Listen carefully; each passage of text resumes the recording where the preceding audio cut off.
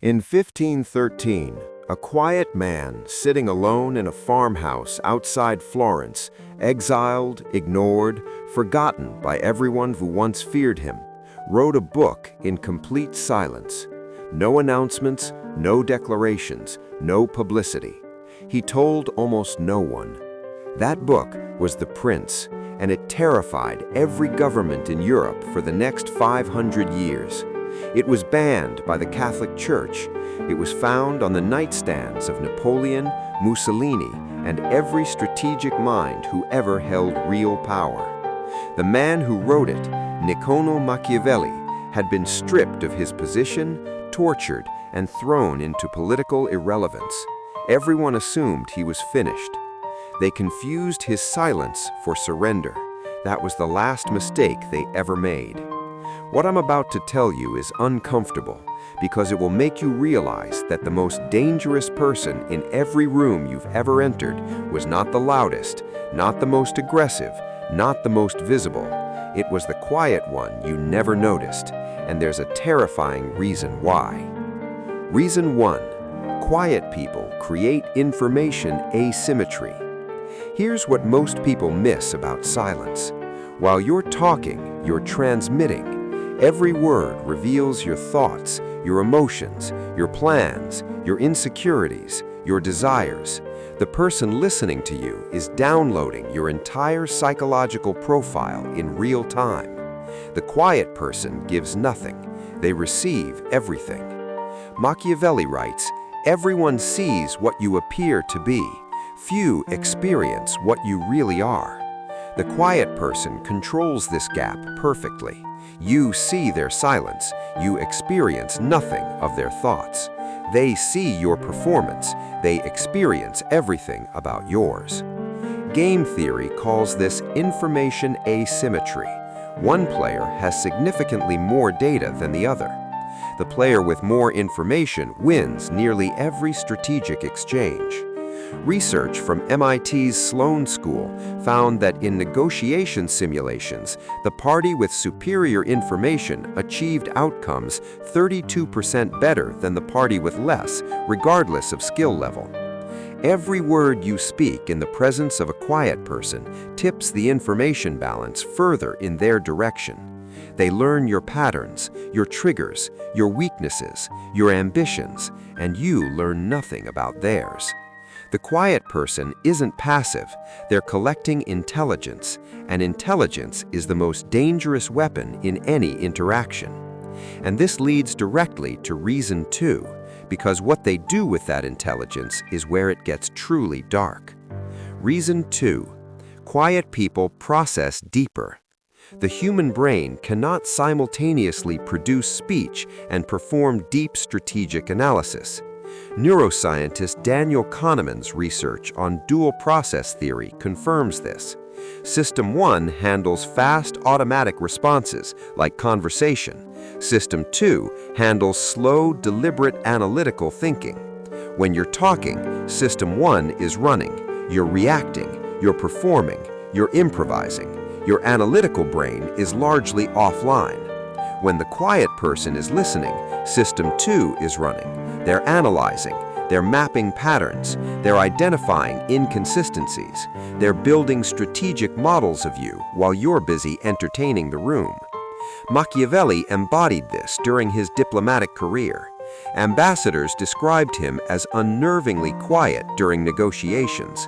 While other diplomats argued and postured, Machiavelli sat back, observed, and wrote detailed analytical reports that predicted political outcomes months in advance.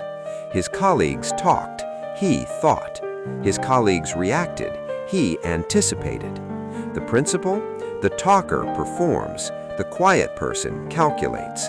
And by the time the talker realizes the calculation has been made, the quiet person has already positioned themselves 3 moves ahead. Pay close attention to reason 3, because this one explains why quiet people terrify manipulators more than anyone else. Reason 3.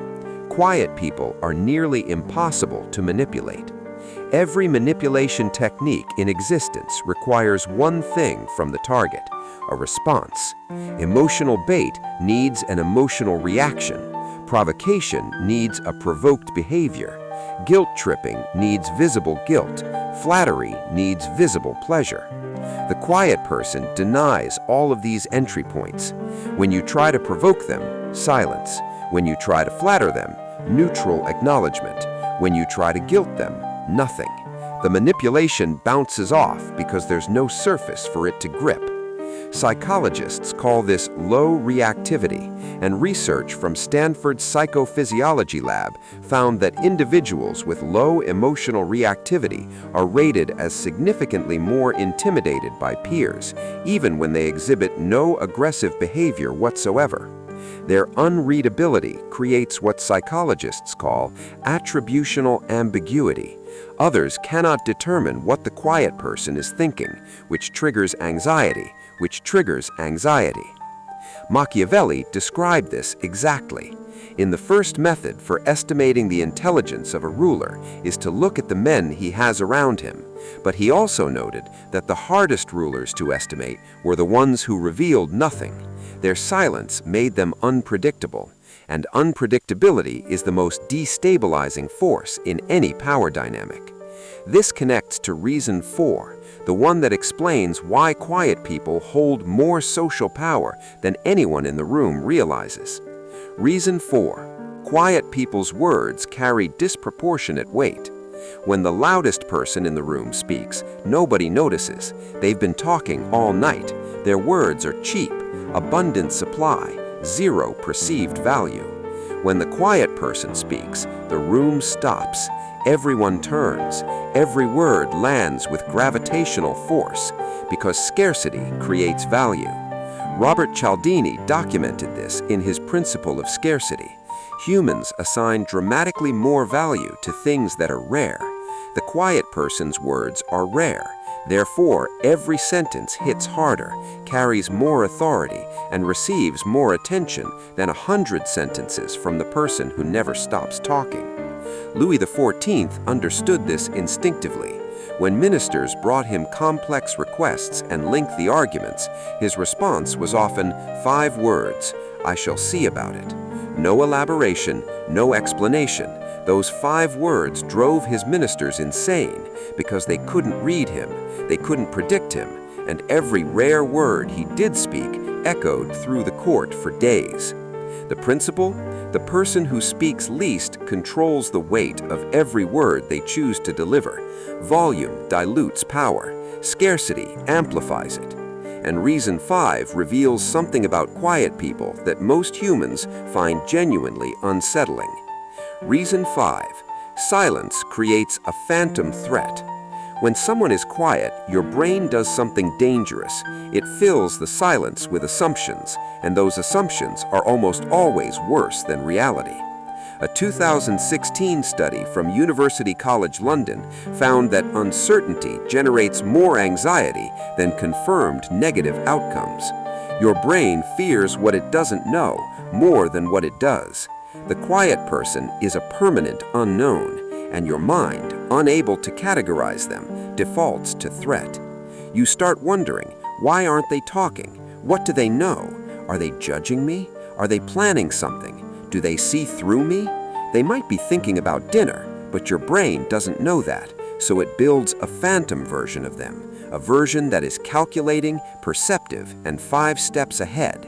And here's the dark truth. The phantom is often more powerful than the real person because the phantom has no limits. It's constructed entirely from your own fears. Machiavelli weaponized this during his years of exile. His silence, his refusal to publicly react to his political enemies, created a phantom threat that haunted Florentine politics for years. They didn't know if he was planning a return, building alliances, or writing something that would expose them. He was doing all 3, but even if he wasn't, their fear would have been identical. The principle? Quiet people don't need to be dangerous. Other people's imaginations make them dangerous automatically.